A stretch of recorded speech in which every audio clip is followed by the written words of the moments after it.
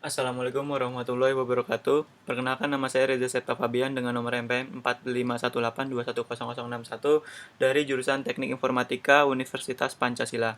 Di sini saya akan mereview sebuah paper yang berjudul Sistem Pakar Berbasis Android untuk Diagnosa Penyakit Kulit Kucing dengan Metode Forward Chaining. Paper ini ditulis dan diteliti dibuat oleh Siti Nuraziza dan Maulana Saputra. Pada review paper kali ini saya akan membahas latar belakang, tujuan penelitian, lalu teknik pengumpulan data, metode penelitian, algoritma sistem pakar, tabel pakar, rule pakar, pohon keputusan pakar, interface, dan kesimpulan. Latar belakang, kucing merupakan salah satu hewan peliharaan yang paling banyak dipelihara oleh manusia. Manusia sebagai pemilik kucing diharapkan dapat mengetahui pencegahan maupun perawatan berbagai macam penyakit pada kucing agar tidak mengganggu kesehatan lingkungan. Menurut Purnomo, Irawan, dan Brian Norman pada tahun 2017. Penyakit kulit merupakan jenis penyakit yang sering menginfeksi kucing. Terkadang kucing yang terkena penyakit kulit tampak baik-baik saja dan tidak merasa terganggu sehingga pemilik kucing tidak terlalu menghiraukan.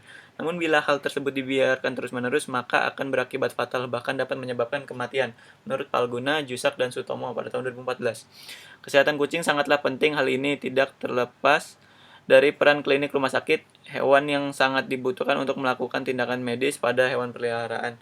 Akan tetapi keterbatasan seorang dokter hewan dalam melakukan diagnosis penyakit kucing, maka diperlukan sebuah sistem yang dapat membantu para dokter hewan dalam menangani kasus penyakit kucing, menurut Nugraha dan Marianus pada tahun 2014. Lalu tujuan penelitian ini adalah membentuk suatu sistem yang dapat mendiagnosa penyakit kulit kucing.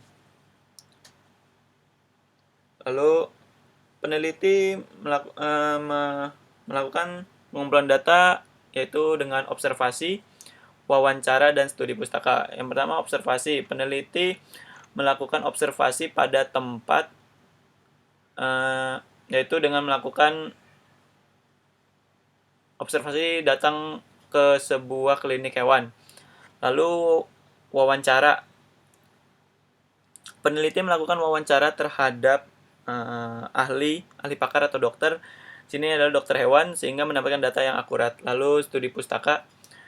Peneliti melakukan studi pustaka itu dengan pengambilan data dari buku, e-jurnal, dan sumber-sumber lain yang berhubungan dengan masalah yang terdapat pada penelitian ini. Lalu metode penelitian. Peneliti menggunakan metode forward chaining. Forward chaining yaitu adalah pendekatan yang dimotori data atau data driven. Dalam pendekatan ini, pelacakan dimulai dari informasi masukan dan selanjutnya mencoba menggambarkan kesimpulan. Pelacakan ke depan mencari fakta yang sesuai dengan bagian if dari aturan if-then. Menurut Guntur dan Merlina pada tahun 2016. Langkah-langkah yang harus dilakukan dalam pembuat sistem forward chaining ini adalah pertama adalah pendefinisian masalah, pendefinisian data input, pendefinisian struktur pengendalian data, penulisan kode awal, pengujian sistem, perancangan antarmuka, pengembangan sistem, dan evaluasi sistem. Algoritma sistem pakar. Peneliti membuat algoritma sistem pakar yaitu yang pertama ada output tampil pilihan gejala. Jadi di sini gejala yang didapat dari hasil wawancara itu ditampilkan. Lalu kita di sini dapat menginput gejala-gejala yang terjadi contoh pada kucing kita ya. Terus lalu jika gejala itu cocok dengan basis pengetahuan, di sini jika tidak maka akan ada tampil pilihan gejala lain. Lalu jika iya maka akan diproses nih, akan dicocokkan gejala dengan basis pengetahuan dari pakar tersebut atau dari dokter hewan tersebut. Lalu jika sudah maka akan tampil output yaitu hasil diagnosa dari sistem tersebut. Kemudian selesai. Lalu peneliti membuat tabel pakar berdasarkan hasil wawancara dan observasi dan studi pustaka. Yang pertama ada penyakit dengan kode penyakit P01 yaitu dermatophytosis, lalu ada scabies, pyoderma, infestasi kutu, dan felin acne. Terus ada gejala dengan banyak gejala sini seperti menggaruk-garuk badan berlebihan, kulit kemerahan, bulu rontok berlebihan, kebotakan pada daerah tubuhnya, dan lain-lain. Lalu di sini juga ada solusi yang didapatkan dari hasil wawancara oleh pakarnya. Lanjut.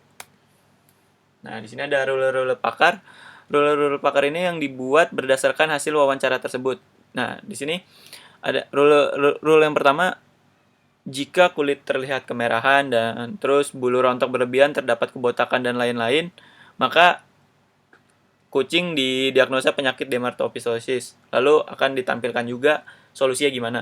Lalu yang rule kedua sama seperti rule pertama, nanti juga bakal ditampilkan hasil hasil penyakitnya, yaitu diagnosa penyakit skabies, lalu juga ditampilkan solusinya gimana.